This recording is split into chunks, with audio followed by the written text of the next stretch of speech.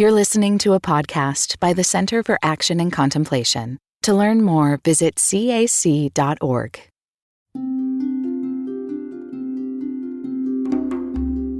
Like a lot of people, I've had a few careers in my life. The first was as a college English teacher, and then I became a pastor. And while I was a pastor, I became interested in the intersection between theology and ecology. I realized that a certain kind of theology had given people a kind of carte blanche to destroy the earth in the name of God and religion for profit and pleasure and a feeling that they had a permission slip from God to do whatever they wanted to the earth. That theology, I realized, was deeply rooted in the Christian faith, and I felt an obligation as a pastor to face that ugly theology. And I felt that if we were going to find a better way forward, we needed to find a better theology to fuel it and justify it and energize it. I found out that one of my former colleagues at the University of Maryland, where I had previously taught, was also a committed Christian and deeply involved in these very areas. And I had a friend who knew him, and that friend made an introduction. It was an afternoon I'll never forget, the first afternoon I spent with Herman Daly. Now, if you've never heard of Herman Daly, you could look his name up and you'd find so many books that he's written. The one that had won my heart was a book he co-wrote with a theologian named John Cobb that was called For the Common Good. And then I read a book of his called Beyond Growth and many other books.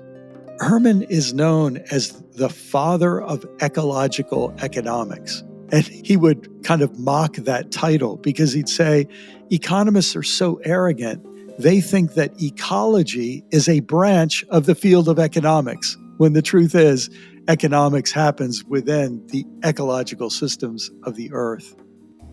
And I've been so intrigued with the power of economics to dominate our thinking. And I've realized that if we want to be liberated from bad theology, we also need to be liberated from bad economics that justifies the exploitation and destruction of this beautiful earth. The father of ecological economics is quite a mantle to bear.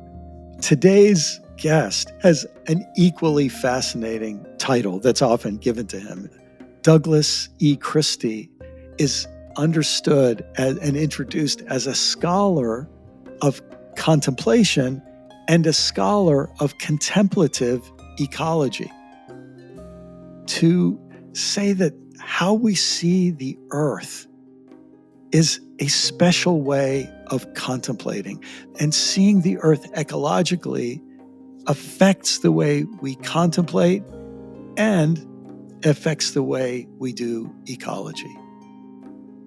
I wonder if we are ready in this conversation to allow ourselves to be affected by someone who is a scholar of contemplation and a scholar of ecology and a scholar seeking to put them together. In a previous episode, we read a beautiful passage from William Wordsworth's poem, Tintern Abbey. And in an interview, our guest today, Douglas Christie, referred to that very poem.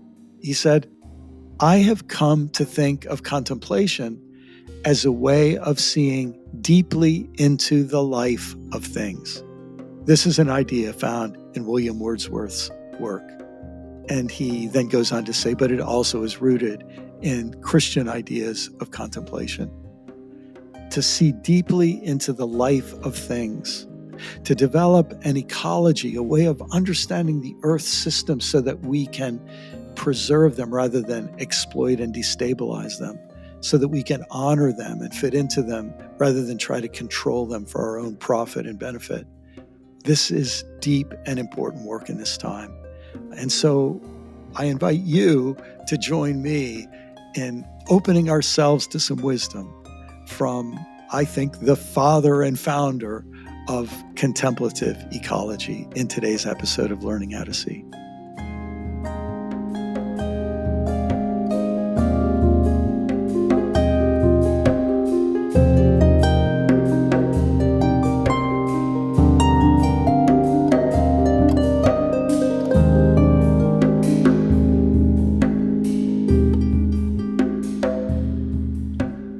Welcome, everyone, to this episode of Learning How to See.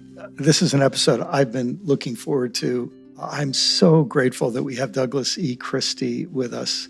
There are not too many people who can be introduced as a leading or the leading scholar of contemplation and contemplative studies.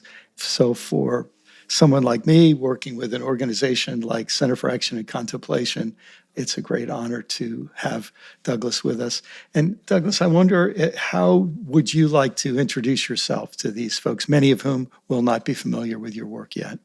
So I'm somebody who found my way into the study of contemplation or the traditions of contemplation through some very kind of strong experiences early in my life. And that included experiences in the natural world, but also encounters with monasteries and monastic communities.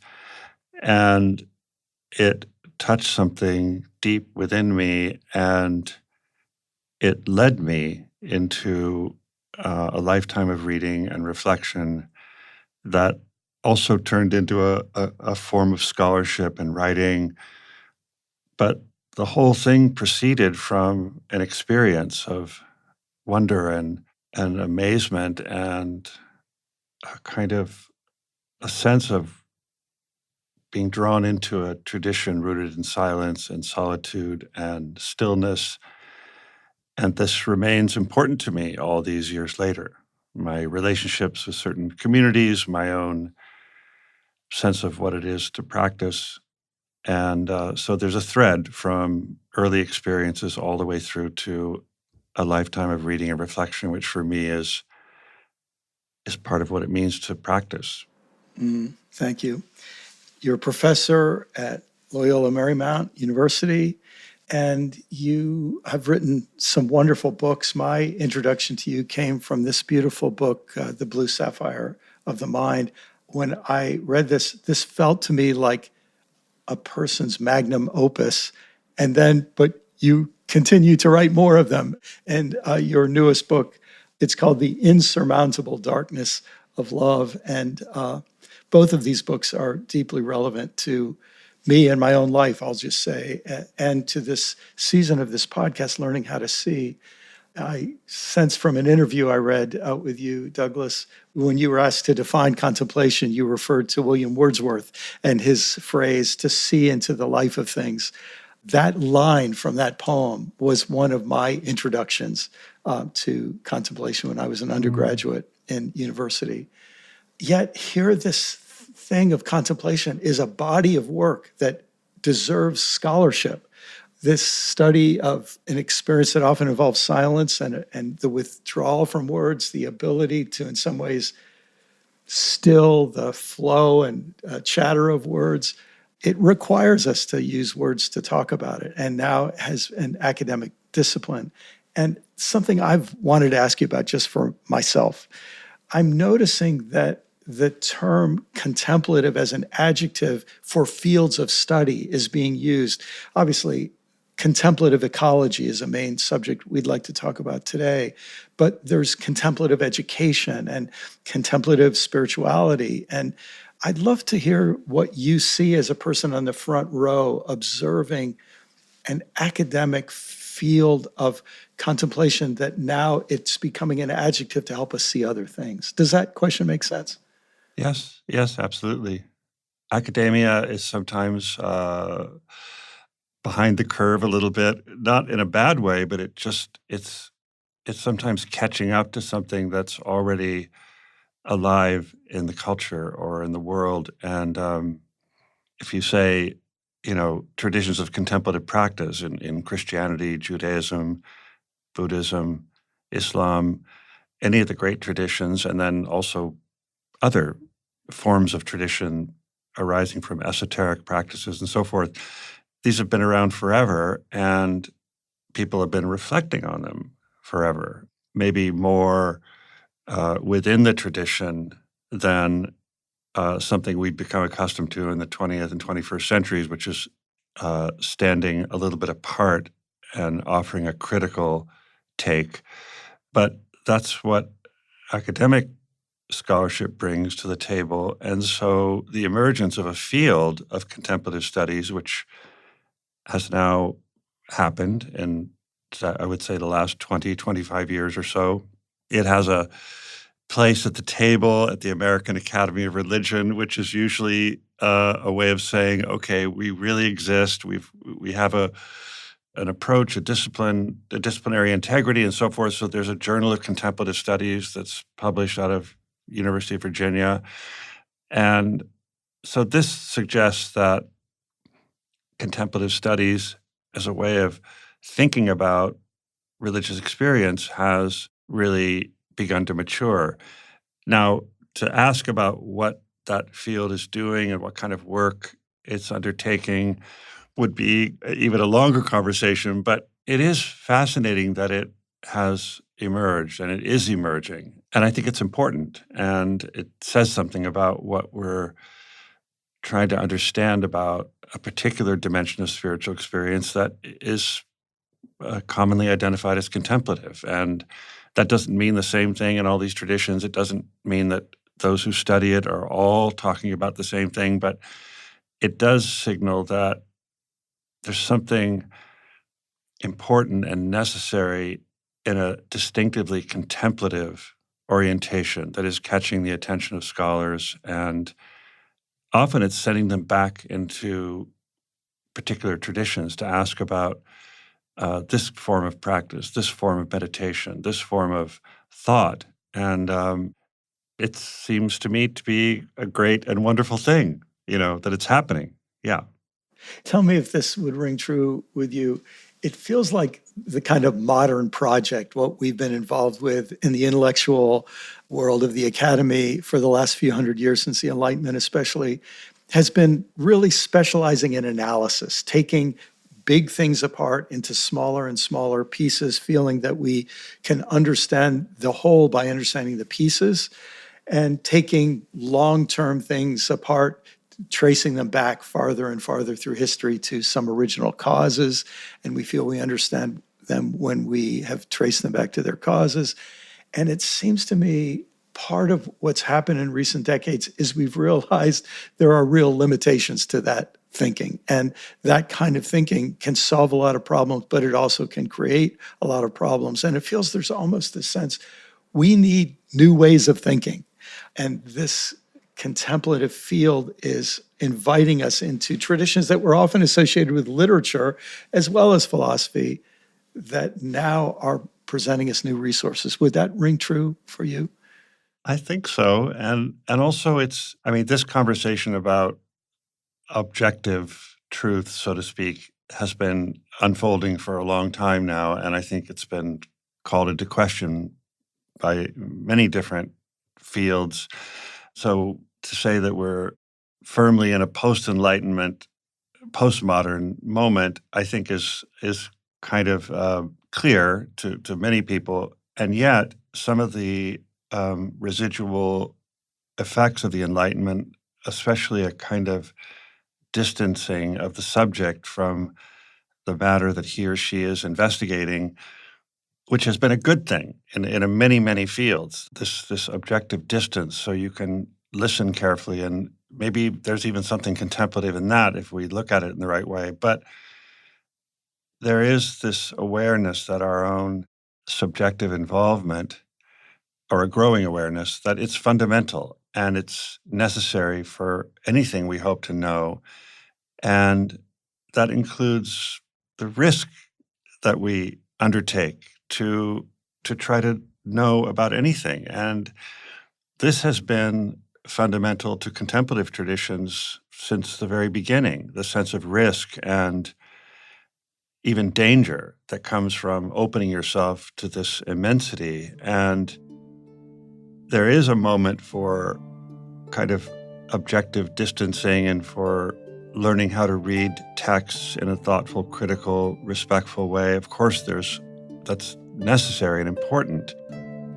And I would say that if we never get past that critical apprehension of reality, we fall short of something that has always been important to contemplative traditions, which is immersion and kind of a a wild transformation of the self in this larger reality. And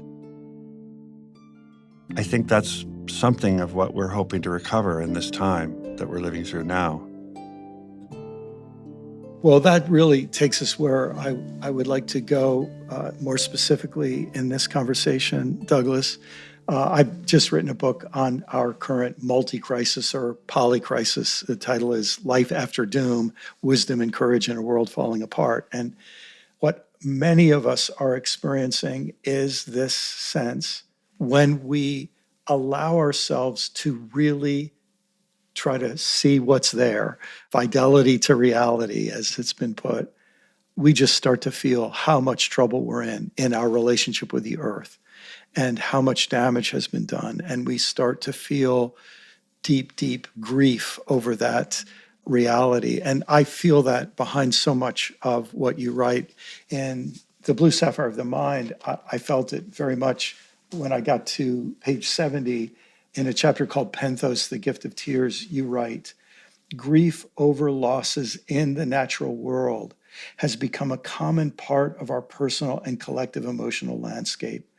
At the same time, the very depth and extent of these losses has produced for many a kind of psychic numbing, resulting in an inability or unwillingness to acknowledge or respond to this loss, lest it completely overwhelm and perhaps debilitate us.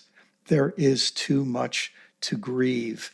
And as you know, probably intensely since the writing of your book, more and more people are experiencing a kind of psychological, emotional, spiritual overwhelm where the grief that they feel and the concern and anxiety they feel as they face the realities of our ecological situation just pull them into places they've never been before, places where maybe they need some of those contemplative capacities to try to regain centering and grounding. I would love to just hear you talk about that reality of ecological grief in a situation that we're really in, that I'm sure is behind so much of your work. Well, thank you for the question. I could feel myself, as you were talking, kind of dropping down into a deeper place of feeling in myself, and because you're naming, this is a funny part of our conversation, you're naming it, and then you're reading a place where I'm naming it to me, but often we go through our days and we have developed various coping mechanisms for, I don't want to say just getting through our days, but moving through our days with some degree of openness and delight and joy and attention to others and living the way we wish to live, which is not closed off. And at the same time, I suppose it's true that we learn to bracket elements of reality that are just perhaps too much to take in. And maybe we don't bracket them completely. Maybe they seep in from time to time, or we encounter something in the world, or we read about something and we're reminded again that this is also part of our shared reality. And I think it's normal and probably necessary that we protect ourselves to some degree from the sense of being completely overwhelmed.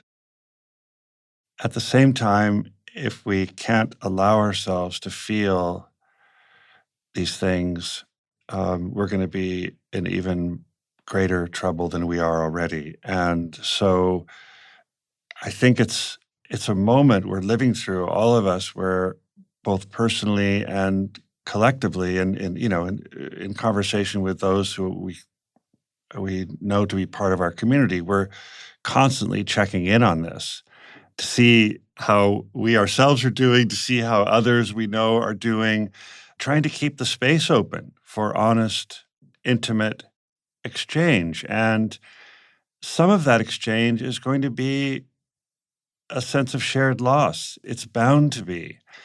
And I think that's a good thing, actually, that we do this and that we don't shy away from it.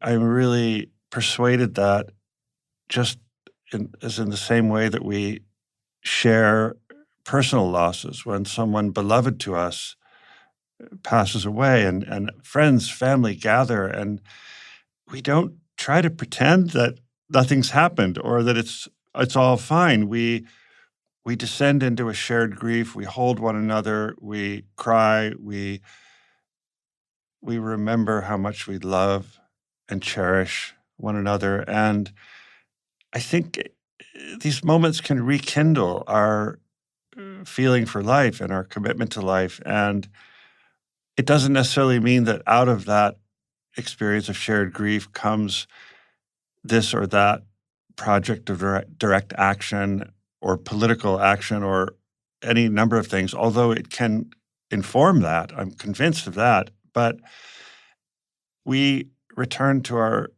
basic humanity. We recover a sense that we're part of a larger reality, that these losses touch us because we know that we're involved deeply in this world that has given us life and that it matters to us. And if that grieving can help open us day by day to our own sense of our participation in life, then it's going to help us. It's going to help us not grow numb and not give into despair. And we're probably going to find in the years ahead that shared grieving is part of what we do. And we could probably do with more of it if we're being honest. And I don't think it's the same as giving into despair. It's sharing in our love for the world. Mm-hmm.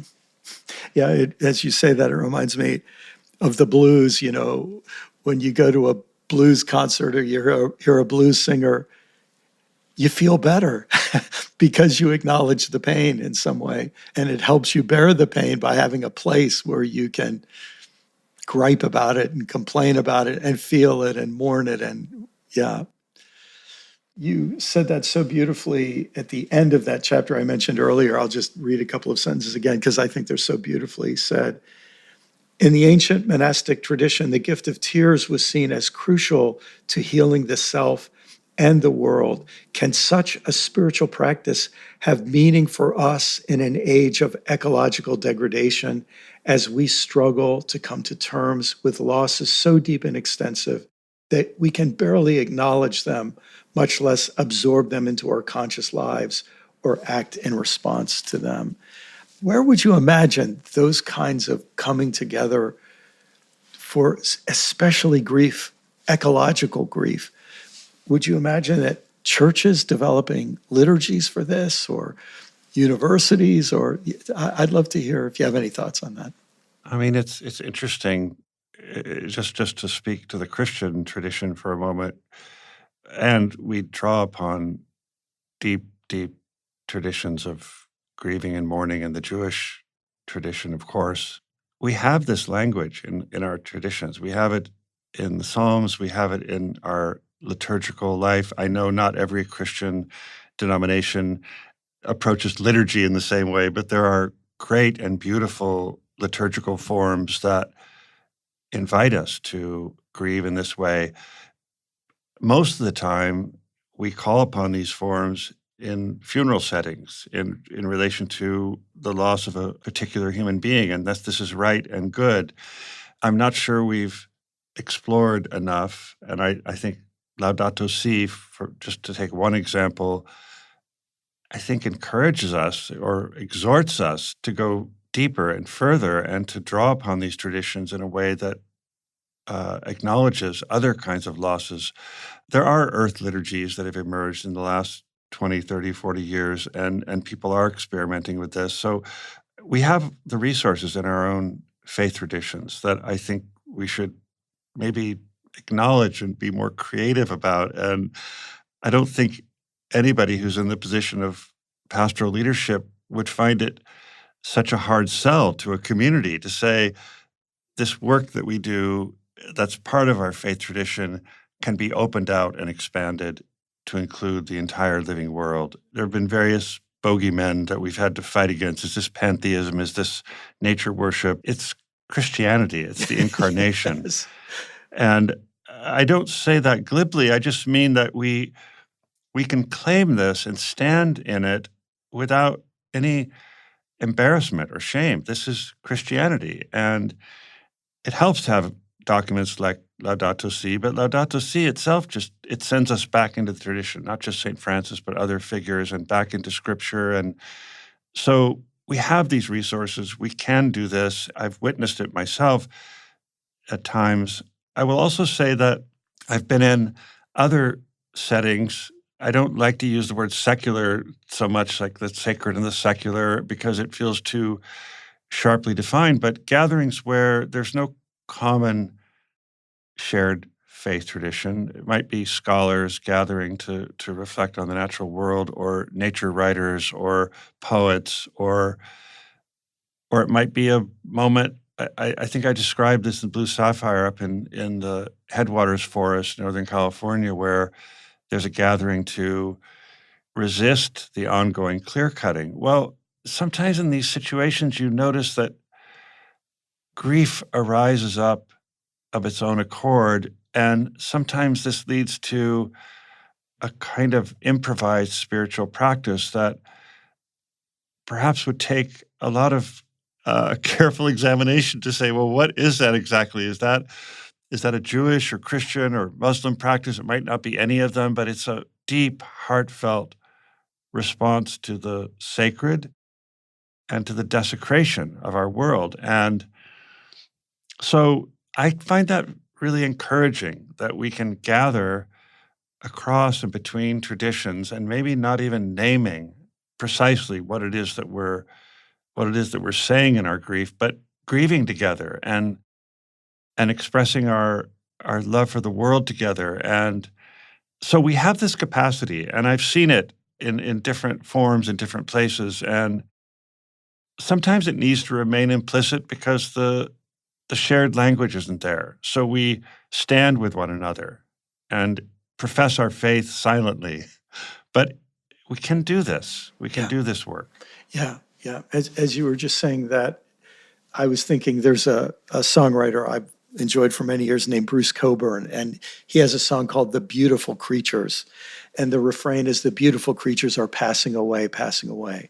And in his concerts, when he sings that song, I'm thinking that song itself creates artistic space for a sharing of the kind of grief. And so I could imagine at a gathering of scientists for the Intergovernmental Panel on Climate Change, there are moments in a scientific proceeding when people, even if it's just in between the lines of a lecture, are probably processing and sharing that grief together. And I'm going to guess even in our conversation, as some people are listening, they maybe are being given permission. They've been feeling they've had this huge wall of grief, like a tsunami, coming toward them, and they don't know how to process it. They've been pushing it away. But I think even just hearing us talk about it might help people see, no, you're not alone. There's nothing wrong with you for feeling this. This is your sensitivity and connection and honesty. And there are a whole lot of us feeling this. Learning how to see. We'll be back in a moment. What does it mean to embody salt and light? In 2025, Richard Rohr's daily meditations turn to Jesus' timeless metaphor for reflecting love into the world. Amid this season of uncertainty, join us in living with trust, being salt and light. For 18 years, the daily meditations have inspired thousands of readers like you. Subscribe today at cac.org/saltlight2025. That's cac.org/SALTLIGHT2025.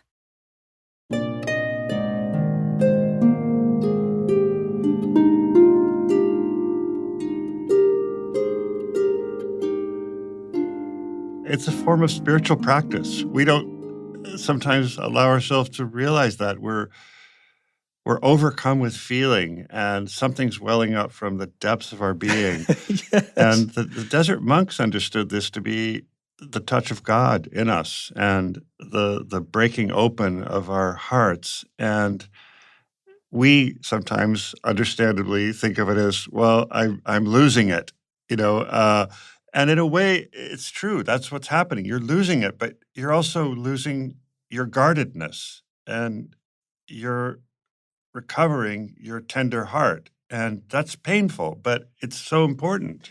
This I think is especially important for people who are interested in contemplation, because I think there's a whole approach to contemplation that is about a search for serenity and inner peace. I want to detach from the world that causes me anxiety and enter into a beautiful, quiet stillness at the center of things where I will feel at one with God and the universe, and all of my problems will melt away. But something I appreciate in your writing is you're saying, no, that's not even historically accurate to the tradition. Well, I love how you said it, that we speak of the dark night of the soul, but there also is a dark night of the world. And I'd love to just hear you reflect on that dimension of contemplation that actually brings us to feeling the pain of this earth and our fellow creatures. It's not very easy to talk about this. And it's just kind of, I'm pausing for a moment here just to make sure that I avoid rushing into the space that you've opened up so beautifully. I think what many of us discover in our own experiences is that there are moments or maybe even whole seasons when the lights seem to go out. And we have many ways of thinking about this. And in our own time, the language of depression often comes to the fore, and rightly so. And then there are ways to respond to that with different forms of therapy. And this is also, of course, a wonderful thing to help us. I don't necessarily want to say get through it. It's a little bit of getting through it, Yes. But it's coming to terms with it. It's coming to know ourselves, and also maybe at the deepest level, recognizing that some of the things that are affecting us are much larger than ourselves, and that there are some good reasons why we don't feel so great all the time. And I noticed that it's really been interesting working with young people these last 15, 20 years or so. And it's been noticeable, and people have begun to document this in different ways, the heightened level of anxiety and fear and worry for the future. And oftentimes when we respond to studies that emerge or our own anecdotal encounters with this heightened level of anxiety that we experience among young people, we respond to it on an individual and personal level, which is good. We're trying to see the person in front of us, but we don't take seriously enough, I think, the weight of what they're carrying and what they've been given to live through and what the world has given them.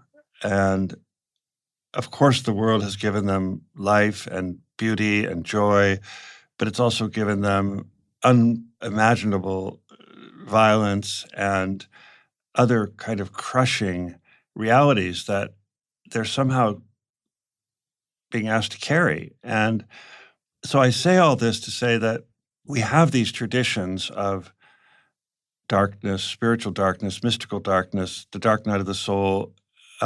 These are powerful traditions of inviting us to think about what happens to us when we lose our way, when we do find ourselves in the dark. And it's probably important to distinguish. There are important writers like Gregory of Nyssa, Pseudo Dionysius, for whom the language of darkness is primarily serving to remind us of the great and wonderful unknowability of God, or at least that we can't completely know God. So it's a way of protecting God's transcendence or divinity, or reminding us that there's a dimension of our experience that as we draw closer to God, where we're going to enter into incomprehensibility and unknowing. And this is, again, as with tears and grief, this is understood as something profound and important and necessary. It's not a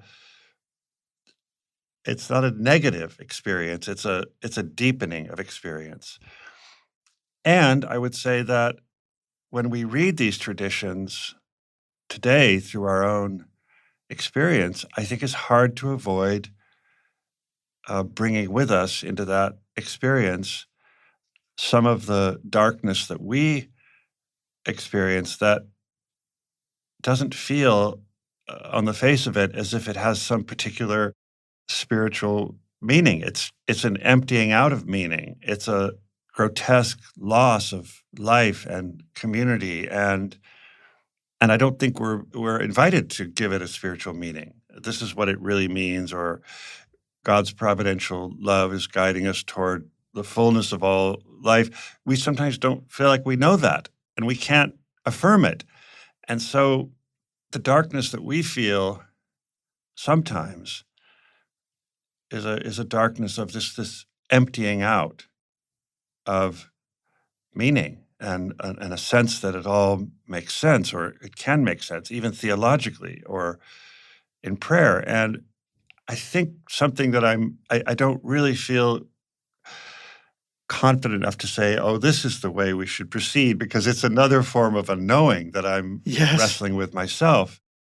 But I think there might be an invitation to us in our own time to honor that unknowing that we feel and experience in our lives. And maybe we need to grieve that a little bit as well. But it can also, I think, open us up to a deeper sort of honesty in our spiritual practice, that this is where we find ourselves. And there are others in our tradition who have traveled this way and who are ready to accompany us and encourage us, even if they didn't themselves know where they were going. And that this is another form of spiritual practice, not knowing where you're going. And again, I think it has potential for helping us in our communal life, that we share this unknowing. And so rather than feeling that, as sometimes it's characterized, that this is an emptying out of faith.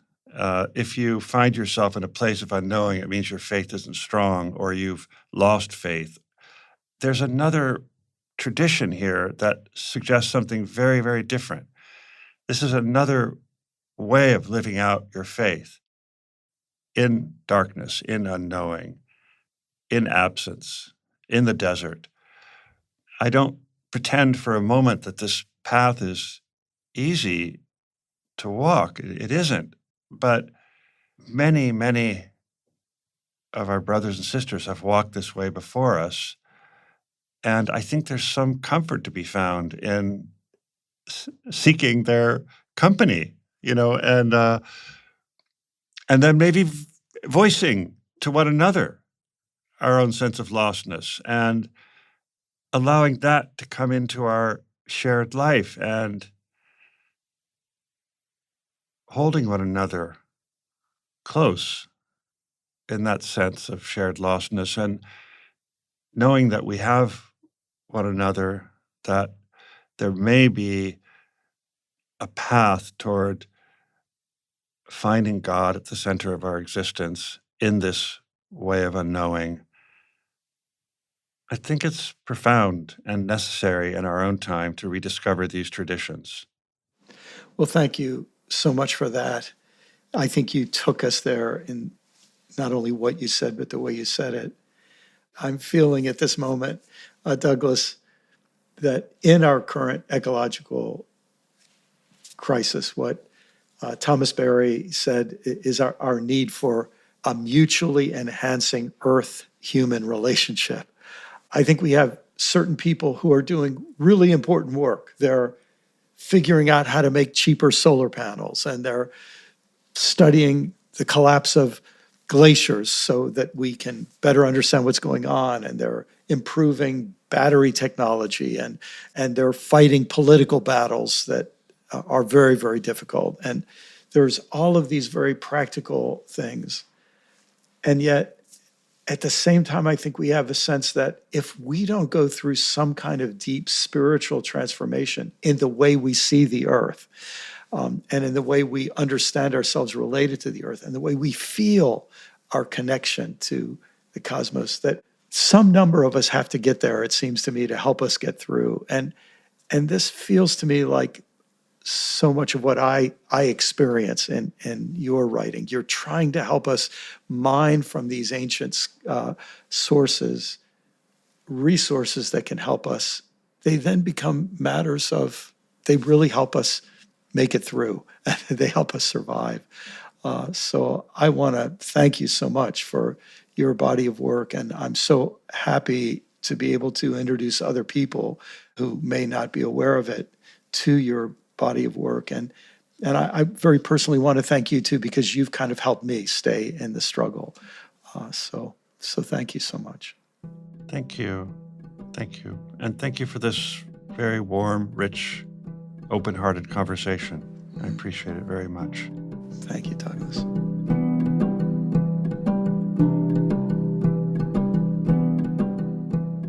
We hope that this season of Learning How to See will inspire you to vote wisely, to walk upon this earth more gently, and to speak up with grace and clarity whenever you can about our need for a mutually enhancing human-earth relationship.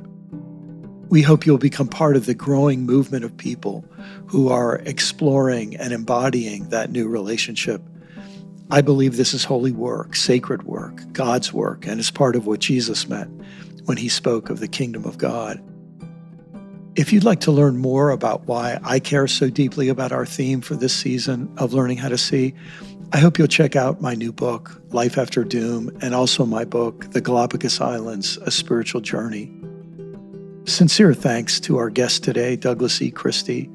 As you could tell from our conversation, I've not only found his work to be intellectually stimulating and informative, but I've also been helped personally through his work. You'll find links in the show notes. Big thanks, as always, to Corey Wayne and Dorothy Abrams, who produced Learning How to See. Thanks to April Stace for her musical support, and to Sound On for their post-production support. Thanks to the Center for Action and Contemplation for making Learning How to See possible. Thanks to you for your interest and investment of time. And thanks for sharing Learning How to See with others if you find it meaningful. If you would like to share some way that this podcast has been meaningful and helpful to you, you can email us at podcasts@cac.org or by leaving a voicemail at cac.org/voicemail. We need your responses to be brief, about 175 words in writing or under a minute spoken. As a parting moment of shared contemplation, I would like to read the closing paragraph from Douglas Christie's article, Christian Contemplative Thought and Practice in the Contemporary World. The sense of being lost in the darkness or of wandering through a desert without a clear sense of the way forward is increasingly common in the writings of Christian contemplatives. Here one finds a growing conviction that to practice contemplation is to open oneself to a continuous deepening of awareness that transforms one's relationship to everyone and everything. In his recent encyclical on the environment, Laudato Si', Pope Francis makes a plea for just this kind of deepening awareness as a key to our common work.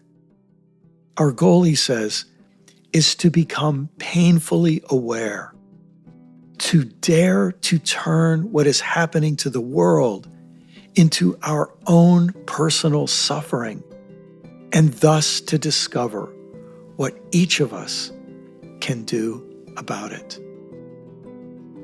This is what it means to become a contemplative in action, to dwell deeply in the desert, ever mindful of the sustaining presence of God, while also remaining mindful in every moment of one's responsibility to love and care for the other.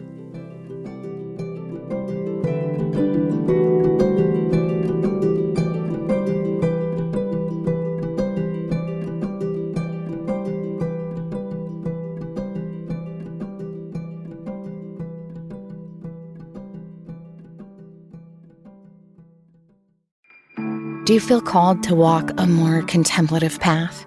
The Center for Action and Contemplation is an educational nonprofit supporting the journey of inner transformation. Our programs and resources will help grow your consciousness, deepen your prayer practice, and strengthen your compassionate engagement with the world. Learn more about our resources, such as publications, podcasts, email series, and events at www.cac.org.